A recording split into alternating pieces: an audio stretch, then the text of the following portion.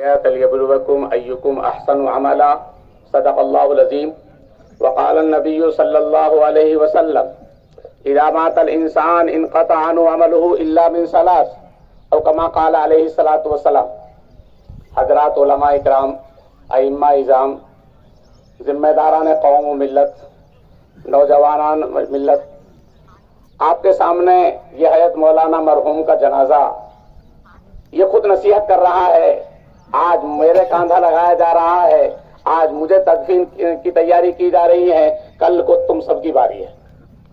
اس سے بڑی نصیحت نہیں ہے، لیکن ایک نظام ہے دنیا کا۔ اللہ نے موت و زندگی کا ایک نظام رکھا، اس کا اعلان کیا ہے، جس کو زندگی دی ہے اس کو موت یقینی ہے۔ اس لیے اللہ نے موت کا تذکرہ کیا اس آیت میں پہلے اور زندگی کا تذکرہ کیا بعد میں۔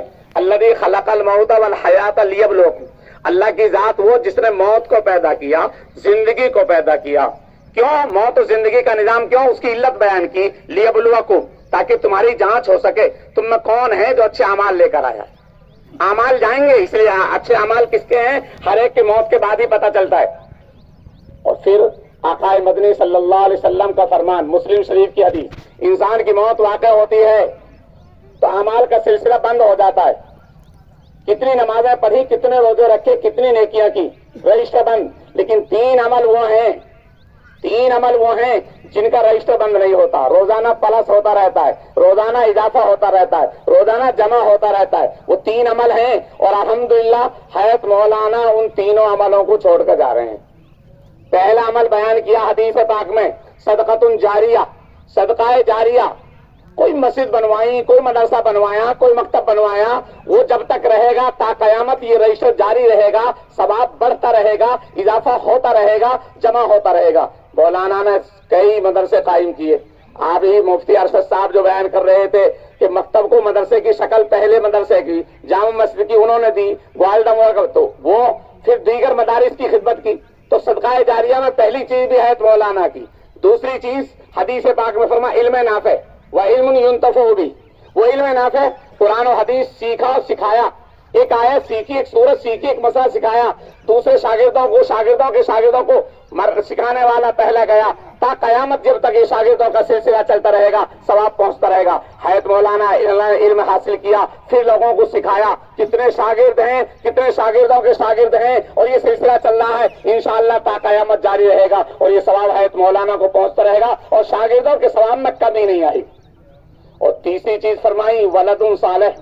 الحمدللہ حیات مولانا کے بیٹے حافظ ہیں، پوتے حافظ ہیں، عالم بن رہے ہیں، تو وہ بھی ولد صالح، نیک اولاد۔ ماں باپ دنیا سے رخصت ہو گئے، اولاد نیک ہے تو اولاد کی نیکیوں میں سے ماں باپ کو ثواب پہنچے گا۔ اولاد نیک ہے تو اولاد استغفار کرے گی، اولاد صدقہ خیرات کرے گی، اولاد دعا کرے گی، اولاد کو کلام پڑھے گی۔ اور اگر اولاد نیک نہیں ہے، جو اولاد اپنے آپ کو بھولی ہوئی ہوتی ہے وہ ماں باپ کو کیا یاد کرے گی؟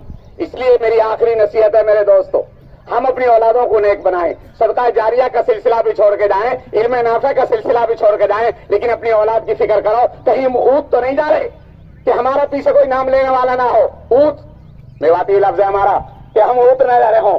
دنیاوی اعتبار سے تو اونٹ سمجھتے ہیں بھائی بیٹا نہیں ہے، بیٹی نہیں ہے، اونٹ گیا، لیکن ہم آخرت کے اعتبار سے تو کہیں اونٹ نہ جا رہے۔ ہماری اولاد نیک ہے کہ نہیں ہے، جو ہمارے لیے کوئی کلام پڑھے، جو ہمارے لیے استغفار کرے، جو ہمارے لیے صدقہ خیرات کرے، جو ہمارے لیے دعا کرے۔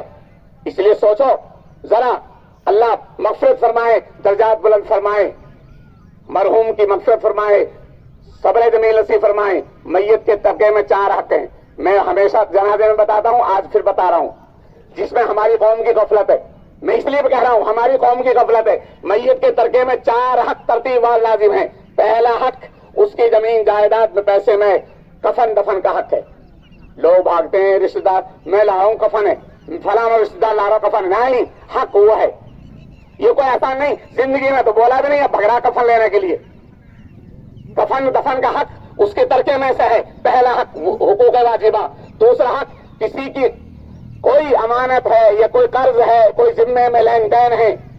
دیکھو علماء اکرام ہمیشہ اپنے آپ کو اس سے برقرار رکھتے ہیں، لیکن پھر بھی ہے، دنیاوی زندگی ہے۔ اگر مولانا کی ذمہ کسی رشتہ دار کا، کسی پڑوسی کا، کسی تعلق دار کا، ملنے والوں کا کوئی حق ہے تو اس کے وارث ہیں، ان کے بیٹے ہیں، ان سے آپ اپنا معاملہ بادب طریقے سے اپنا حل کر لے کہ یہ ہمارا لین دین تھا، رشتے داروں کا، پڑوسیوں کا، کسی کا کوئی حق ہے۔ آقا مدنی صلی اللہ علیہ وسلم کا دستور عمل یہ تھا، جنازے تو پوچھتے کہ بھائی اس کے ذمہ کسی کا قرض تو نہیں، اگر بتایا جاتا قرض ہے تو پوچھتے کون دے گا، جب دینے والا طے ہو جاتا اس کے بعد جنازے کی نماز ہوتی۔ تو میں وارثوں کی طرف سے بھی کہہ رہا ہوں، مسئلے کی روح سے بھی کہہ رہا ہوں، کسی کا کوئی حق ہو تو باادب طریقے سے ادا کر لے قرض کی ادائیگی۔ تیسرا حق ہے، کوئی وصیت کی ہے اگر مولانا تو اس کے وارثوں کے ذمے حقوق واجبہ کی ادائیگی کے بعد وصیت بھی کا تہائی مال سے پورا کرنا، تہائی مال سے پورا کرنا وصیت کا، یہ بھی حق ہے۔ اور یہ ادا ہو گئے تو اب چوتھا حق ہے، جس چوتھے حق میں ہماری قوم، ہمارا علاقہ، ہمارا یہ خطہ 99% غافل ہے، اللہ ہماری حفاظت فرمائے۔ بیعت کے ترکے کو شرعی وارثوں میں میراث تقسیم کرنا جس کو کہتے ہیں، قرآن کہہ رہا ہے للرجال نصیب مما ترک الوالدان والاقربون وللنساء نصیب مما ترک الوالدان والاقربون مما قل منه قسم نصیبا مفروضا۔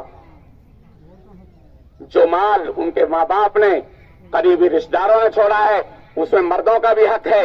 جو مال ان کے ماں باپ نے، قریبی رشتہ داروں نے چھوڑا ہے، عورتوں کا بھی حق ہے، بیٹیوں کا حق ہے، بیوی کا حق ہے۔ وہ مال تھوڑا ہو یا زیادہ، اللہ کی طرف سے اس میں سے حق فرض کیا گیا ہے۔